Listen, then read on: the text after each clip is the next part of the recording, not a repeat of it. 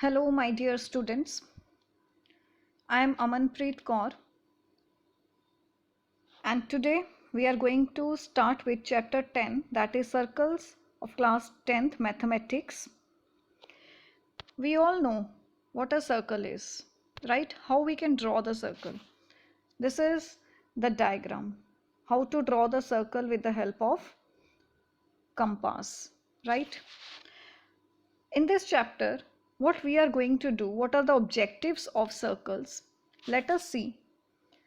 After completion of this chapter circle, we will be able to define a circle. We can be able to define circles basics, that is what is chord, what is segment, sector, arcs, secant, tangent, and so many things. In this we will understand intersecting lines, non-intersecting lines, tangent with the circles. So these are the objectives with which we are going to start with chapter circles, right? Now let us understand what are the basics of circle. What is a circle? What is the definition of a circle? So a circle is a shape with all the points at the same distance from its center. And we are doing this only. This is always the center. Distance from the center to the point on the circle. Everywhere I am drawing it. Everywhere distance from the center to the point on the circle is same, right? So this is the definition of a circle.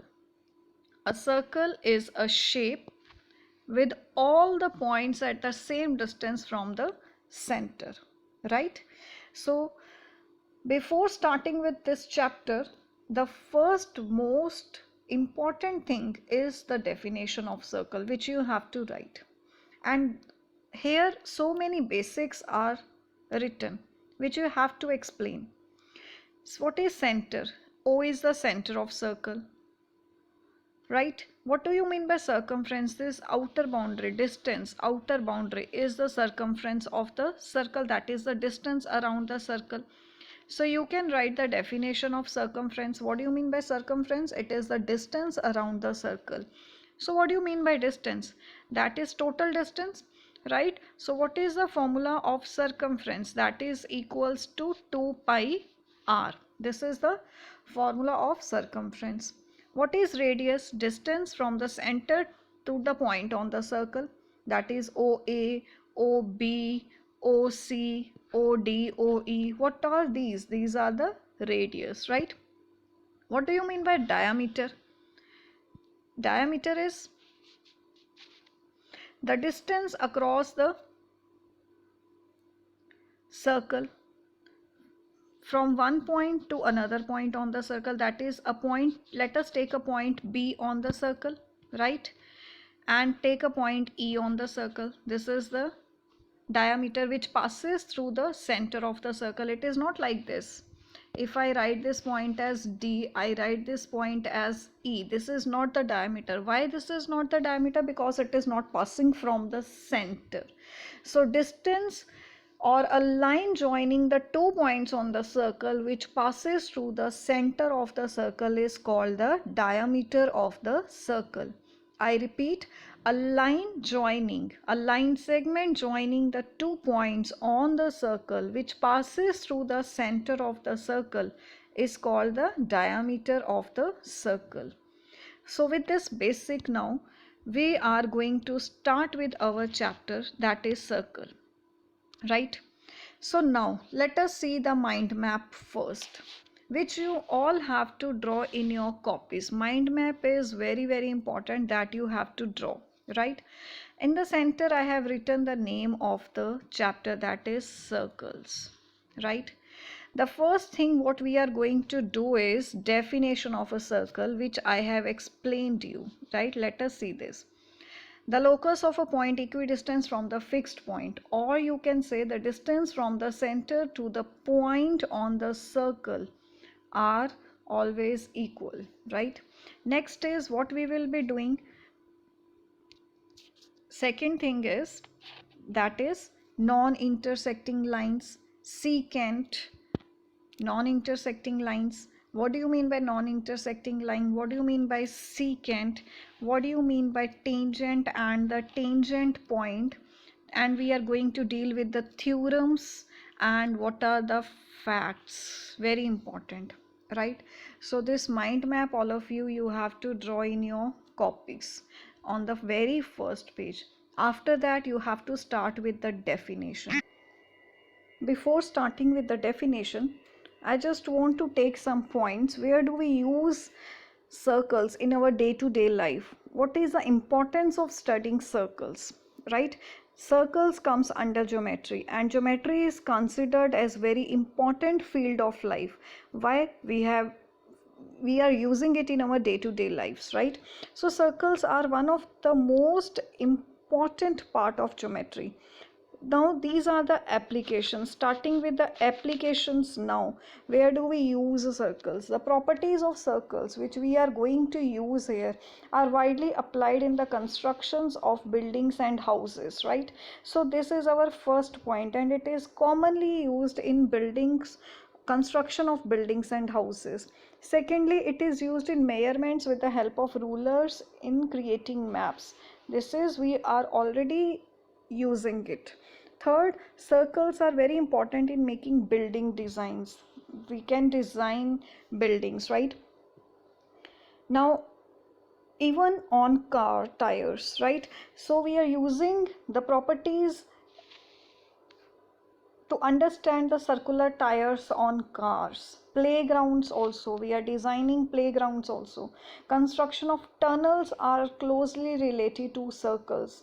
So in the brief situation, I can say we are using circles and the properties related to it in our day-to-day life, right? So applying the properties of circle is important to us to construct a perfect circle, so that constructed tunnels are more stable and safe to be used. So these are the some areas where we use circles and its properties. I hope it is clear. Now we are going to start with the definitions of circles. What are the definitions of circles? Starting with the arc of the circle, right? What do you mean by arc of the circle? Arc is the part of the circle. Arc is the part of the circle. How it becomes the part of the circle? This is our circle, right? This is our circle. Or I can say a chapati also I can take. If I cut the chapati into two equal halves, then I got half of circle, right? But if I cut the chapati like this, I got two parts. First is this part and the second is this part. So it becomes the arc like this. This is the smallest part and this is the largest part. So I got two arcs, right? So arc is the part of the circumference of the circle. This full is the circumference of the circle. That is the distance around the circle. So I got two arcs here. First is, if you see this, MN, this is first arc of the circle, this part, right? And the other part is again MN. This is the major arc and this is the minor arc, right? So if I take only portion, circumference portion, that becomes the arc. But if I take the region also with it, if I take the region also with it, it becomes the segment, right? So this becomes the segment. So I got similarly two segments. First is, this is minor segment and this one is major segment. I hope you are cleared with what do you mean by arc and what do you mean by segments, right? Very, very important part it is. Even in your chapter area related to circles, you will be using this arc, segments, sectors. You will be using this, right? So next we are dealing with chord. What do you mean by chord? Now let us understand what do you mean by chord. A chord is a straight line joining with its end point on the circumference of the circle. Now here again I want to differentiate diameter and chord. See this B point and E point, a line joining 2 points on the circle which passes through the center of the circle is the diameter of the circle. But I take if other 2 points, like say I took these 2 points B as well as A, right? These are again 2 points on the circle. If I join the line joining these 2 points, right, this line is not passing through the center of the circle. This line segment is not passing through the center of the circle. So this becomes the chord, right? So what is chord? Chord is a straight line segment. This is a line segment with its end points on the circumference of the circle, or you can say end points on the circle, right? Even AE is a chord. If I draw this line, let us take this point D and the other point F. So DF is again a chord, right? So this is the definition of a chord, right? Next, moving with the secant. What do you mean by secant?